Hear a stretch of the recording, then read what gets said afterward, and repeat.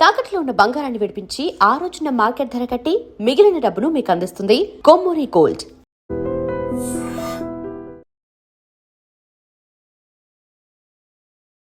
నమస్కారం, welcome to I dream. ధర్మ మార్గం విత్ విజిత కార్యక్రమానికి స్వాగతం.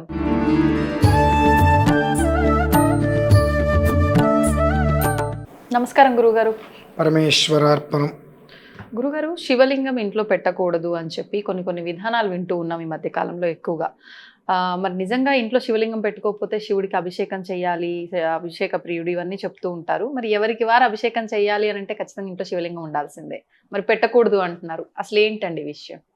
అభిషేక ప్రియ శివ అని ఉంది. నేను రీసెంట్గానే ఒక 4-5 రోజుల క్రితం ఒక వీడియో చూశా. అందులో పేరు అప్రస్తుతము. ఒక పెద్ద మనిషి స్ఫటిక శివలింగానికి సామాన్యమైన వాళ్ళు ఎవరు అభిషేకం చేయకూడదు, అలానే ఒక సన్యాసులు తప్పితే కుటుంబంలో ఉండేటువంటి వాళ్ళు కానీ వాళ్ళు అభిషేకం చేయకూడదు అనేటువంటిది వాదన విన్నా. నాకు వెంటనే మహాభారతం గుర్తొచ్చింది. మహాభారతంలో ధర్మరాజు వారికి ఈయన మార్కండేయ మహర్షి వారు అలా వస్తుండగా ధర్మరాజు వారు చూసి నమస్కారం చేస్తే కూర్చుంటారు. ఆ సమయంలో ధర్మరాజు వారితో మాట్లాడుతూ, ఆయన ధర్మరాజా, వచ్చేది కలియుగం. ఆ కలియుగంలో జ్ఞానం ఏమాత్రము లేనటువంటి వారు బ్రహ్మోపదేశాలు మేము చేస్తాము అని వీధి వెంబడ తిరుగుతూ ఉంటారు.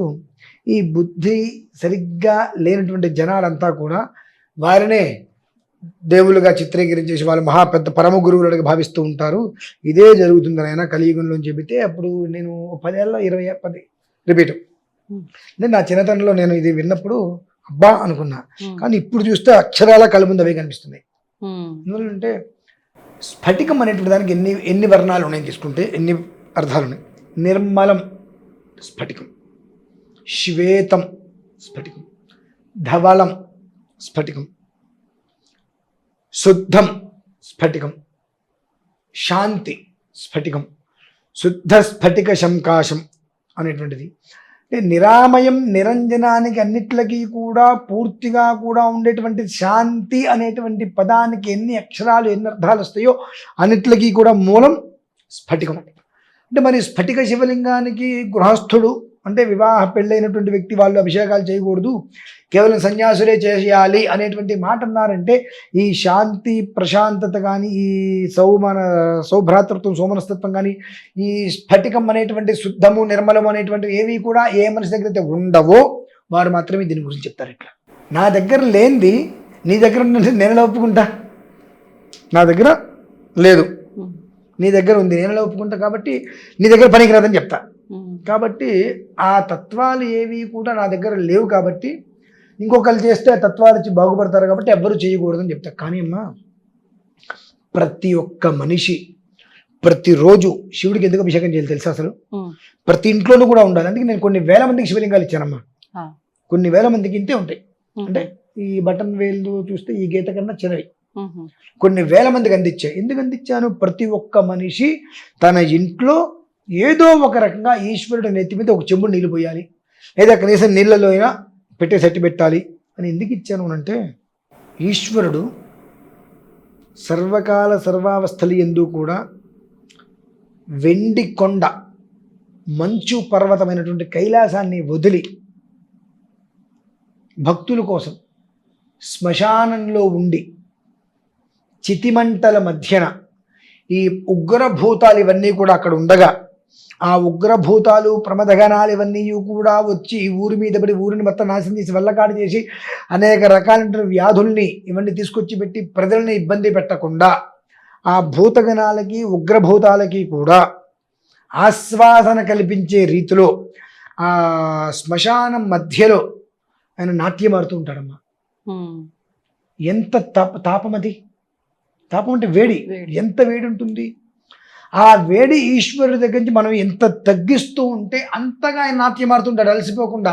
కాబట్టి 24 గంటలు ఆయన నెత్తి మీద నీళ్ళు పోస్తూనే ఉండా, ఎక్కడొక్కడ ఎవరో ఒకరు నీళ్ళు పోస్తూనే ఎందుకు ఉంటారు అంటే దీనికోసమే. ఆయన ఒక్క క్షణకాలం పాటు కనుక నాట్యం ఆపాడా, ఆ క్షణకాలంలో యావత్ భూమండలాన్ని కంపించి వేస్తాయి అవి. ఇవన్నీ కూడా. కాబట్టి ఆ ఇబ్బంది లేకుండా ఆ ఈశ్వరుడు ఆ ప్రమథగణాలందరినీ కూడా సంతోషపడటం కోసం అని చెప్పి చితిమంటల మధ్యన నాట్యమాడుతూ ఉంటాడు. ఏ రకంగా అయితే కనుక నేను ఏదైనా ఒక వీడియో ఇక్కడ కూర్చొని చెప్పాల్సి వస్తే కనుక నీకు బుద్ధి లేదు, నీకు సిగ్గు లేదు, నువ్వు అడ్డగారిదని తిరుగుతూ ఉంటే ఎంతమంది నన్ను తిట్టుకుంటూ ఉంటారు, ఈయన ఇట్లా తిరుగుతున్నాడు అని చెప్పి. అంటే తిట్టే వాళ్ళ మీద నాకు ఏమైనా కోపమా? లేదు. కొన్ని మీ పిల్లలు చాకు తోడుకుంటే మీరు ఒప్పుకుంటారా? ఓ దెబ్బ వేస్తారు, కొడతారు. ఎందువలన? వాళ్ళ క్షేమాన్ని కోరి. అందుకని పిల్లల మీద కోపంతో కొడతారు కాదు కదా. నా దృష్టి అది, అరుస్తా, మంచిది. ఈశ్వరుడు అంతే. నేను అందుకనేంట శివస్వరూపం ఎవరంటే నేనే అంట. అందుకే నేను ఎందుకు ఆ మాట అనుకుంటా? నవ్వటం కాదండి. శివస్వరూపం ఎవరంటే నేనే అనుకుంటా. 72 గంటల సేపు శివారాధన చేస్తే ఈశ్వర సాక్షాత్కారం కొన్ని 100 మందికి జరిగిందమ్మా. నాకు ఆ నమ్మకం ఉంది. ఆ శివస్వరూపంగా అనుకుంటాను. నేను అంతే అరిచేస్తా, అంతలోకి అంత ప్రేమని చూపిస్తా.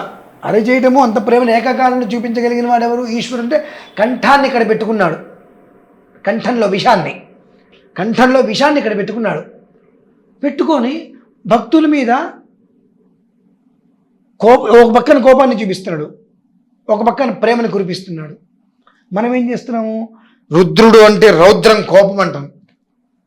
రుద్రహ అనేటువంటి శబ్దం సర్వకాల సర్వావస్థలందు కూడా భద్రాన్ని ఇచ్చేటువంటి వాడు. నువ్వు నమ్ముకో, నీ జీవితాన్ని ఎక్కడో తీసుకొచ్చి కూర్చోబెడతాడు. ఆ కైలాసంచుల మీద కూర్చోబెట్టగలుగుతాడు. నువ్వు నమ్ముకోలేదా అలానే ఉంటాం ఎంతకాలం అయినప్పటికీ కూడా. ఆ స్థితిగా మనం కనుక ఆ శివలింగానికి ఇంట్లో పెట్టి అభిషేకం చేయాలనే ఉద్దేశంతో మనం ఇచ్చాం. ఖచ్చితంగా చేసి తీరవలసిందే అమ్మా. మీకు కూడా నేను ఒక విషయం చెప్తా. రేపు నేను ఒక 27 రోజుల పాటు ప్రతిరోజు 360 శివలింగాలకు అభిషేకం చేయబోతున్నా మొదలుపెట్టి. అభిషేకం పూర్తయిన తర్వాత 28వ రోజు శివలింగం మీకు ఇస్తా. మీరు టెస్ట్ చేయండి. ఇంత 2 కప్పులు తీసుకోండి. ఒక కప్పులో శివలింగం పెట్టండి, ఇంకో కప్పులో నార్మల్గా. శివలింగం పెట్టిన కప్పు నిండా నీళ్ళిపోయింది, నార్మల్గా ఉన్నటువంటి కప్పు నిండా నీళ్ళిపోయింది. ఒక వారం రోజుల తర్వాత శివలింగం కప్పులో పెట్టినటువంటి నీరు ఆవిరవుతాయి. ఇందులో ఉన్నటువంటి నీరు ఆవిరి కావు, నార్మల్గానే ఉంటాయి. అంటే ఆ ఈశ్వరుడు అంత తాపంతో ఉంటూ ఎదుటి మనిషి అంటే అందరూ బాగుండాలి అని శ్మశానంలో కూర్చొని ఆయనకు అవసరం ఏంటమ్మా? భార్య, పిల్లలు, వెండి కొండ, సుందరమైనటువంటి ప్రాకారాలు, ప్రదేశాలు అన్నీ వదిలేసేసి నా అనుకోని ఒక్కడైనా వచ్చి నా చేపట్టుకోకపోతాడా? వాడిని ధరించకపోదామా? ఇంతమందిని కాపాడుకుంటూ వస్తే ఎవడో ఒకటి నా చేపట్టుకుంటాడని చెప్పి ఈ భూతగణాలందరూ కూడా, పిశాచాలు, ఇవన్నిటిని కూడా సంతోషపరచాలి. సంతోషపరిస్తే ఊరి మీద పడకుండా ఉంటాయి. కాబట్టి ఊరి మీద పడకుండా ఊరు శాంతంగా క్షేమంగా ఉంటే ఆ శివుడు మన కోసమే కదా చేస్తున్నాడని చెప్పి ఎవడో ఒకడు వచ్చి నా చేపట్టుకోకపోతాడా? వాడిని తీసుకొచ్చి నేను బిడ్డని కూర్చోబెట్టకపోతానా అనే ఒక్క ఉద్దేశ్యంతో ఆ శ్మశానంలో ఆ వేడిని తట్టుకుంటూ ఆయన నాట్యం ఆడుతుంటాడు. కాబట్టి ప్రతి ఇంట్లో కూడా ఆ శుద్ధం అనేటువంటి స్ఫటికానికి ప్రతినిత్యం అభిషేకం చేయాలి. కనీసం లేదా నీళ్ళలో పెట్టి రోజు ఒకసారి ఆ నీళ్ళు తీసేయడం, ఆయనకి భస్మం రాయటం, బొట్టు పెట్టడం, అక్షతలు వేయటం, మళ్ళీ నీళ్ళలో పెట్టేయడం చేసిన చల్లగా ఆయన చల్లగా ఉన్నంత కాలము కూడా మనకెవరికి కూడా ఎలాంటి అనర్థము వాటిల్లకుండా అర్థంతో ప్రశాంతంగా ఉండడానికి మూల కారణమే ప్రతి ఒక్క మనిషి శివలింగం ఇంట్లో పెట్టుకోవాలమ్మా. కొన్ని వేల మందికి ఇచ్చాను, ఇంకా కొన్ని వేల మందికి ఇస్తూనే ఉంటాను నేను. అది విషయం. కాబట్టి నేను చూసా వీడియో చేయకూడదు అది ఇది అని చెప్పి, చాలా తప్పు మాట అది. శివుడికి అభిషేకం ఫలానా వాళ్ళు చేయకూడదు అని అన్నాడు అని అంటే అతని మొహం కూడా మనం చూడకూడదండి. అన్ని రకాల పాపాలు మనకు ఆపాదించేస్తాయి. కాబట్టి శివద్వేషం ఎప్పుడూ పనికిరాదు. అది విషయం. ధన్యవాదాలు. పరమేశ్వరుడు తవ్వుతున్న శివలింగం సరే దాన్ని అట్లా కప్పేసేయండి, చూపించదండి. Krishna is there. మూర్తి పూజ కాదు, సాక్షాత్ బ్రజేంద్ర నందన భగవాన్ ఉన్నారు మూర్తులు. ఏమీ ఆశించకుండా ఆరాధించే వాళ్ళు కూడా ఉన్నారా ప్రభుజీ? నిజమైన భక్తి అంటే మనకు తెలియదు కాబట్టి